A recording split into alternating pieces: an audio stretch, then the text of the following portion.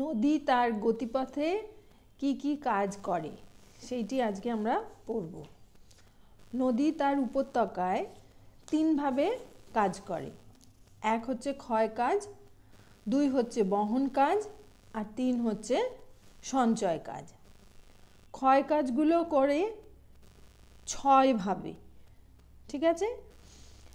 তার মধ্যে 1 নম্বরে লেখো জলপ্রবাহের ক্ষয়।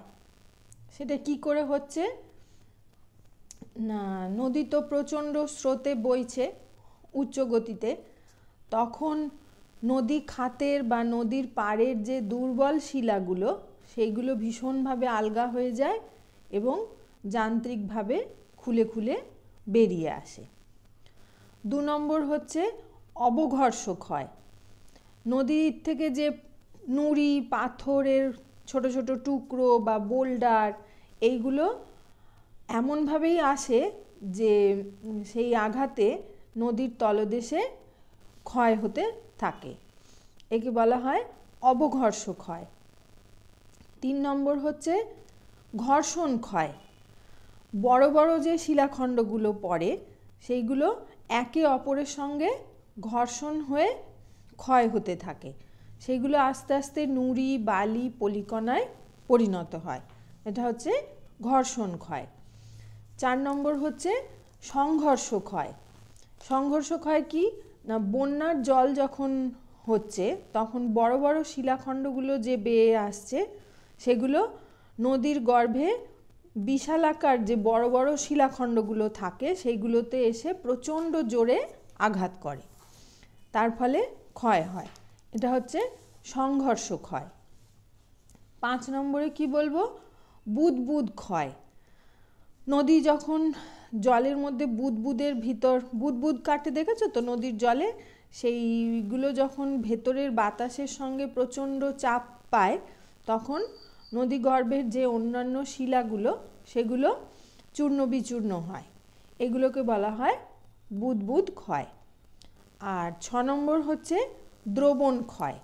দ্রবণ ক্ষয় কি না, নদীর জলে যে বিভিন্ন যে খনিজ থাকে, যেমন ধরো লবণ বা নুন, এটাই আমরা বলবো, সেইগুলো রাসায়নিক বিক্রিয়ায় ক্ষয়প্রাপ্ত হয়, যাকে বলা হয় দ্রবণ ক্ষয়।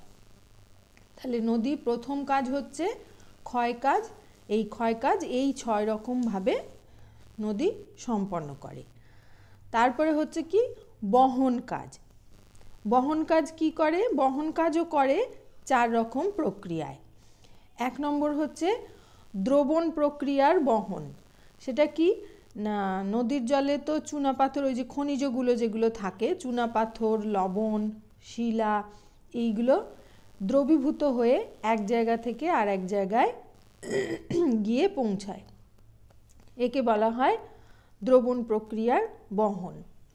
2 নম্বর হচ্ছে ভাসমান প্রক্রিয়ার বহন। এটা কি না, জল সহজে তো থিতিয়ে যায় না, সূক্ষ্ম সূক্ষ্ম কাদা কণা বা পলি বালি এগুলো নদীতে ভেসে ভেসে অনেক দূর পর্যন্ত যায়, এটাকে বলা হয় ভাসমান প্রক্রিয়ার বহন। 3 নম্বর হচ্ছে লম্ফদান প্রক্রিয়ার বহন। সেটা কি না, শিলাখণ্ড নদীর তলদেশে যখন ধাক্কা খায় তখন সেগুলো একটু লাফিয়ে লাফিয়ে স্রোতের টানে এক জায়গা থেকে আর এক জায়গায় যায়, যেটাকে বলা হয় লম্ফদান প্রক্রিয়ার বহন। 4 নম্বর কি গড়ানো প্রক্রিয়ার বহন। যখন খুব স্রোতটা মাঝারি মানের হয় তখন ছোট ছোট নুড়ি নদীর তলদেশ থেকে এক জায়গা থেকে আর এক জায়গায় গড়াতে গড়াতে গিয়ে পড়ে, সেটাকে বলা হচ্ছে গড়ানো প্রক্রিয়ার বহন। তাহলে এই বহন কাজও নদী 4 রকমভাবে করে, তোমরা এই 4টে পয়েন্টকে ঠিক করে লিখবে। আর একটা নদীর কাজ কি, সেটা হচ্ছে সঞ্চয় কাজ।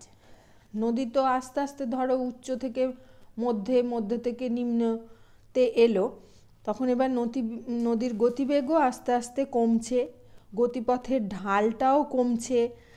এতক্ষণ ধরে যে ভারী ভারী পাথর ওই খনিজ এইগুলো যে বড় বড় যে বোঝার পরিমাণ সেটাও আস্তে আস্তে বাড়ছে। তার কারণ কি, নদীর বহন ক্ষমতা আস্তে আস্তে কমে যাচ্ছে। ফলে কি হচ্ছে, নদীর বোঝা নদীর তলদেশে কিংবা উপত্যকার বিভিন্ন অংশে গিয়ে সঞ্চিত হচ্ছে। মানে নদীর তখন আর গতিপথটা অতটা খরস্রোত নয়, তাই জন্যে এক এক জায়গায় গিয়ে সেটা সঞ্চিত হচ্ছে, আর এটাকেই বলা হচ্ছে সঞ্চয় কাজ। আর এই সঞ্চয় কাজের আবার আর একটা নাম আছে, যেটাকে বলা হয় অবক্ষেপণ। ঠিক আছে, এইটুকুনটা শুধু ছোট প্রশ্নে আসতে পারে যে অবক্ষেপণ কাকে বলে। তখন তোমরা এটা বলবে যে নদীর সঞ্চয় কাজকেই অবক্ষেপণ বলে। আর সঞ্চয় কাজ কি সেটা তো তোমাদের বলে দিলাম। তাহলে নদীর কাজ একটা বড় প্রশ্ন হিসেবে ভীষণ ইম্পর্টেন্ট। তোমরা এটাকে সবকটা পয়েন্ট ভালো করে লিখবে, যাতে 5-এ 5 অবশ্যই পাও।